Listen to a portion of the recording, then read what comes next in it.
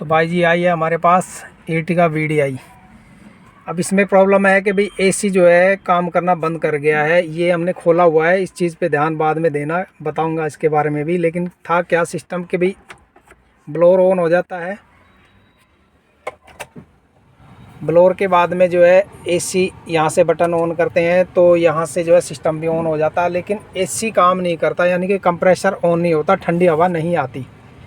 तो वजह क्या है इसके अंदर, तो चलिए थोड़ा बाहर चलते हैं, पहले समझते हैं। इसके लिए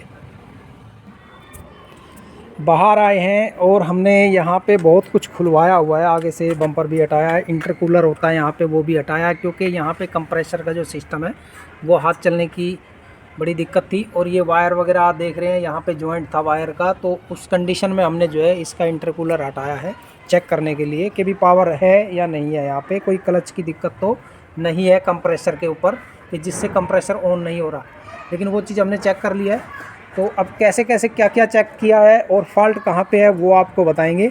कि आप देख सकते हैं कि गाड़ी की जो है चलते चलते क्या हालत हो चुकी है। बैटरी भी काफ़ी पुरानी हो गई है, इसकी स्टार्ट करने की दिक्कत है इसमें, तो हमने अपनी अलग से बैटरी भी लगाई है यहाँ पे। तो यहाँ पे क्या है, जैसे वहाँ से AC ऑन करते हैं स्टार्ट गाड़ी होने के बाद, तो AC ऑन करते हैं तो यहाँ पे आप देख सकते हैं सबसे पहला काम क्या है कि हम वहाँ से फंक्शन ऑन है पूरा और कंप्रेसर ऑन नहीं हो रहा और ना ही रेडिएटर फ़ैन पे पावर जा रही है। तो हमने क्या है कि यहाँ पे ये फ्यूज़ बॉक्स है, लेके आ बेटा, उठा के लेके आ फ्यूज़ बॉक्स। हाँ, तो ये हमने जो है फ्यूज़ बॉक्स के ऊपर से ये कैप हटाई है और कैप पे सारा कुछ लिखा होता है, आप देख सकते हैं यहाँ पे थोड़ा ढंग से दिखेगा कि भी एक तो ये वाला 10 mm का 10 एम्पियर का जो है ये कंप्रेसर का एक तो ये फ्यूज़ होता है। ये हमने चेक किया कि भी कहीं फ्यूज़ तो नहीं उड़ा हुआ, वो बिल्कुल सही था। और फिर उसके बाद में ये यहाँ पे रिले है कंप्रेसर की, कौन सी, ये वाली देख सकते सामने, ये कंप्रेसर की रिले। अब नक्शे के हिसाब से अगर ये चले इसकी बनावट के हिसाब से तो फ्यूज़ बॉक्स ये है बनावट के हिसाब से, तो रिले होती है हमारी ये वाली। तो हमने इसको कैसे चेक किया कि भाई यहाँ पे पावर है नहीं है, फ्यूज़ की दिक्कत है नहीं है, तो वो दिखाते हैं आप। ये हमने जो है इस रिले को बाहर निकाला, ऐसे निकाल लिया। तो ये मैं इसमें समझा देता हूँ कि क्या है। पहला पॉइंट ये है, दूसरा पॉइंट ये है, इसमें किसी में भी एक में अंदर से वायरिंग के थ्रू सप्लाई आएगी, या मान लो इसमें आ गई सप्लाई, तो यहाँ से निकल के इसमें तब जाएगी जब ये दोनों पिनें वर्क करेंगी। यानी कि एक में पावर आएगी इग्निशन ऑन होने पे, दूसरे में पावर तब आएगी जब वहाँ से हम AC ऑन करेंगे, ECM के थ्रू आएगी वो पावर। वो शायद ग्राउंड आएगा, तो ग्राउंड आएगा, यहाँ पे पावर पहले से रहेगी। अगर पावर यहाँ पे दिखा रही है तो समझ लो फ्यूज़ नहीं उड़ा, फ्यूज़ ठीक है। और एक ये वाला पॉइंट है, इसमें कोई से में भी अगर पावर आ रही है तो उसका भी एक फ्यूज़ ठीक है, क्योंकि इसमें एक हाई फ्यूज़ होता है जो सीधा चलाने के लिए काम करता है कंप्रेसर को, और एक थोड़ा लो फ्यूज़ होता है जो इस रिले को चलाने के लिए काम करता है। तो इसमें हम कैसे चेक करेंगे, वो मैं इस रिले को साइड पे रखता हूँ। वहाँ पे जो पिन है उसकी फ्यूज़ बॉक्स की, वहाँ से ये मैंने एक सिंपल सा ये ले लिया बल्ब, इसके अंदर वायर लगा ली है। और ये बल्ब वैसे चेक करें तो इसमें ये दोनों इस पर जलना चाहिए, जल रहा है, देख सकते हैं, ठीक है।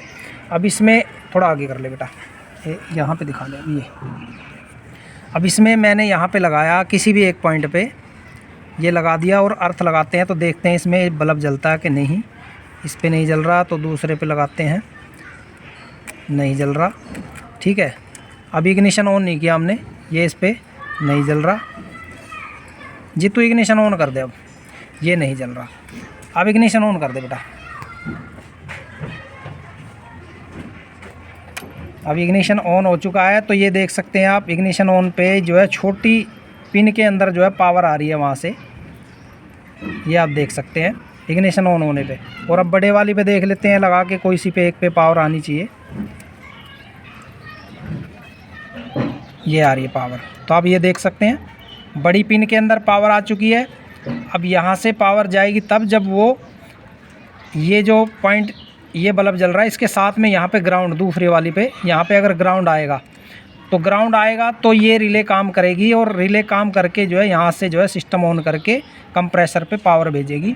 अब वहाँ से जब हम AC ऑन करते हैं, AC का जो बटन है उसको ऑन कर देते हैं, तो यहाँ पे ग्राउंड नहीं आ रहा। तो वो क्यों नहीं आ रहा, क्योंकि वो ECM इसको ग्राउंड नहीं दे रहा है यहाँ पे। तो उसको चेक करने के लिए हमने क्या चेक किया वो बताते हैं। तो उसको चेक करने के लिए पावर ECM यहाँ पे क्यों नहीं दे रहा है, तो उसको चेक करने के लिए हमने इसमें जितनी भी वायरिंग है, क्योंकि फ्यूज़ जो हमारे ठीक है, फ्यूज़ पे अगर कहीं कटिंग होती, फ्यूज़ उड़ रहा होता तो दिक्कत होती। अब फ्यूज़ ठीक है तो हमने जो है पूरी वायरिंग को हर जगह से जो है इसमें नोटिस किया कि भाई कहीं से कोई चूहे हुए ने काट वाट तो नहीं दिए तारे, और कहीं से ना कहीं से जो है कोई जॉइंट में दिक्कत हो। तो ये जॉइंट था, यहाँ पे भी हमने चेक कर, लेकिन यहाँ पे तो पावर बाद में आएगी ना, पहले तो वहाँ पे आएगी फ्यूज़ बॉक्स पे। तो हमने सारा देखा, आगे से ये भी खोला वो भी खोला, और अंदर जाके अब दिखाते हैं कि भाई हमने क्या क्या खोल के इसको एक बार टेस्टिंग की। यहाँ से ये सारा जाल जंजाल जो है आप देख सकते हैं, हमने हर चीज़ जो है फ्यूज़ बॉक्स इधर से ये सारा जो है हटा के, यहाँ से ये आप देख सकते हैं नीचे से, यहाँ से दाएं बाएं, मतलब काफ़ी मशक्क़त करने के बाद में अब ये जो है पॉइंट जो हमारे बिल्कुल सही काम कर रहे हैं। ब्लोअर भी सही चल रहा है, एसी भी यहाँ से बटन ऑन हो जाता है, लेकिन यहाँ से ईसीएम जो है वो कमान आगे नहीं भेज रहा।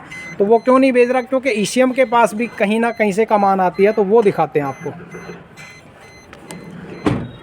हम पहुँच गए हैं जी किस जगह पे कि सबसे पहले तो सिस्टम के अंदर गैस होनी ज़रूरी है। अगर सिस्टम के अंदर गैस होगी तो ही हर चीज़ वर्क करेगी। अगर सिस्टम के अंदर गैस नहीं होगी तो कुछ चीज़ ऐसी हैं जो वर्क नहीं करती, तो फिर ईसीएम को कमान नहीं मिलती। तो इसके अंदर हमने देखा था कि भी गैस वगैरह हर चीज़ जो है अपनी जगह पे कंप्लीट है। तो वो चेक करने के बाद में फिर हमने अपना थोड़ा सा दिमाग दौड़ा के यहाँ पे चेक किया। ये एक जो है ये लो प्रेशर पाइप है, देख सकते हैं। एक इसके साथ में है हाई प्रेशर पाइप, नीचे वो लगी हुई है सामने जहाँ पे ये स्विच लगा, हाई प्रेशर स्विच लगा हुआ है, ये वाला ये लाइन के अंदर लगा है। तो यहाँ से ये सॉकेट हटा के एक बार चेक कर लेते हैं, हो सकता है यहीं पे कोई वायर वगैरह की दिक्कत ना हो, तो वो आपसे एक बार चेक करके दिखा देते हैं, फिर बताते हैं फॉल्ट कहाँ पे है। तो अब जो है हम यहाँ से इस सॉकेट को पहले हटा लेते हैं, आराम से, हाथ जाता कम है। एक सेकंड भाई ज़रा आराम से। ये हमने सॉकेट को यहाँ से हटा लिया है और ऊपर की तरफ कर लेते हैं थोड़ा सा इसका मुँह, ठीक है। तो इनके अंदर थोड़ा सा हमने चेकअप करना है। और ये हमारे पास आ गया मल्टीमीटर। मल्टीमीटर हमने 20 वोल्ट पे सेट कर लिया है, क्योंकि वोल्ट ही चेक करने पहले तो यहाँ पे हमने। तो पहले पकड़िए भाई, इस पे दिखा दे ज़रा। ये ग्राउंड है एक प्रॉपर का, ये एक ग्राउंड है। ये तो हम सीधा टर्मिनल के यहाँ पे लगा लेते हैं ताकि कोई दिक्कत ना हो, उसको छेड़छाड़ ना हो। तो यहाँ हमने जो है इसको दबोच दिया, ठीक है। ये अपना काम करने लग गया, ठीक है। अब ये आ गई हमारे पास मेन वायर। अब इस मेन वायर को अगर हम लगा के यहाँ पे देखते हैं, थोड़ा सा दिख रहा है, ये दिख रहा है, आइए बस ऐसे। तो हमने एक पिन पे लगाया तो कोई यहाँ पे मल्टीमीटर पे कोई भी रिस्पांस नहीं है। फिर दूसरी पिन पे लगाते हैं तो भी कोई रिस्पांस नहीं है। ये तो अर्थ है, इसलिए वो नेगेटिव आया था एकदम से, चलो कोई बात नहीं। बाकी ये तीसरी पे लगाया तो भी रिस्पांस नहीं है। अब बेटा इग्निशन ऑन करिए फटाफट। अब आप देख सकते हैं, थोड़ा यहाँ पिन के यहाँ भी दिखा दे भाई। अब इग्निशन ऑन किया हमने, तो एक में लगाते हैं, जैसे मान के चलो इसमें, तो ये देख सकते हैं आप 5 वोल्ट यहाँ पे शो कर रहे हैं। ये दोबारा हटा देता हूँ मैं, हट गया, और अब लगाता हूँ तो ये थोड़ा ऊपर कर दी, 5 वोल्ट यहाँ पे शो करें, यानी कि इग्निशन ऑन होने पे पावर आ रही है यहाँ पे। और अब दूसरा ग्राउंड चेक कर लेते हैं। यहाँ पे एक वायर में ग्राउंड आएगी, एक ईसीएम पे जाता है। तो ईसीएम वाले को तो चेकअप भी नहीं कर सकते हम, ग्राउंड को चेक कर लेते हैं। तो यहाँ पे बीप की साउंड जो है बीप पे कर लेते हैं, क्योंकि वहाँ पे एक पॉइंट तो हमने अर्थ पे लगाया हुआ है, ये बीप पे है। तो ये थोड़ा आवाज़ करेगी जब मैं यहाँ पे अर्थ वाली वायर देखूँगा। तो एक में तो पावर आ ही रही थी, दूसरी पे यहाँ पे देखते हैं, उधर कर रही ज़रा, बीप की आवाज़ सुनाई देगी इसके अंदर, तो सुन सकते हैं। तो ये ग्राउंड भी हमारा सही है, आ रही है आवाज़, ये आ रही है, ठीक है। बीप की आवाज़ है तो ग्राउंड हमारा सही है, और वोल्ट भी 5 यहाँ पे शो कर रहे हैं इग्निशन ऑन होने पे, ठीक है। बाकी का काम जो है थोड़ा लंबा हो जाता है टेस्टिंग का। तो इस कंडीशन में हमने क्या देखा कि भाई ये जो स्विच है ये हमारा 100% हो सकता है ख़राब हो, मतलब दिमाग यही दौड़ा कि भाई सर्कल ठीक है तो स्विच ख़राब हो सकता है। तो ये स्विच हम नया लगाएंगे, तो दिखाते हैं आपको। तो ये गैस निकालने के बाद में हमने इस स्विच को निकाल लिया बाहर। ये मेरे हाथ में है वो स्विच जो इसके अंदर लगा हुआ था। और अब हमारे पास है दूसरा स्विच, कौन से वाला, ये वाला आप देख सकते हैं, ये बिल्कुल फ्रेश है। तो ये वाला यहाँ पे लगाएंगे, फिर उसके बाद जो है इसमें सिस्टम में गैस भरेंगे। गैस भरने के बाद में ऑन करके देखते हैं कि भाई कंप्रेसर ऑन हुआ या नहीं हुआ।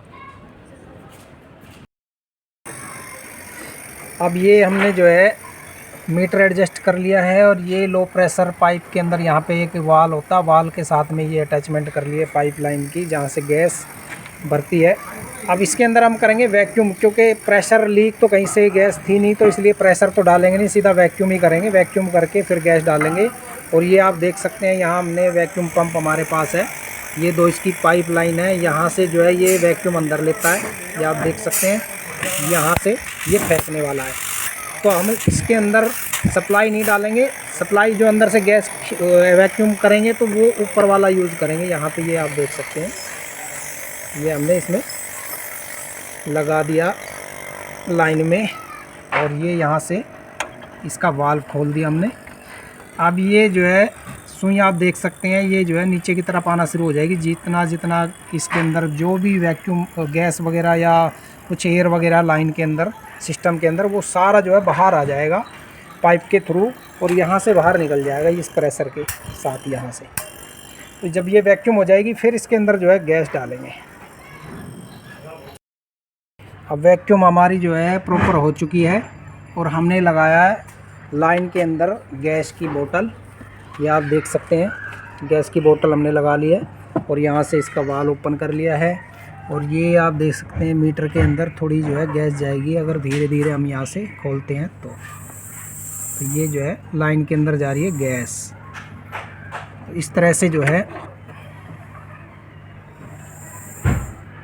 धीरे धीरे गैस जा रही है, और थोड़ी देर के बाद में जब थोड़ा गैस अंदर चली जाएगी तो कंप्रेसर ऑन करके बाकी की गैस तब भरेंगे, क्योंकि अभी टेम्परेचर जो है ज़्यादा गर्म है नहीं, बाहर का काफ़ी ठंडक है, तो उस हिसाब से जो है गैस धीरे धीरे ही जाएगी।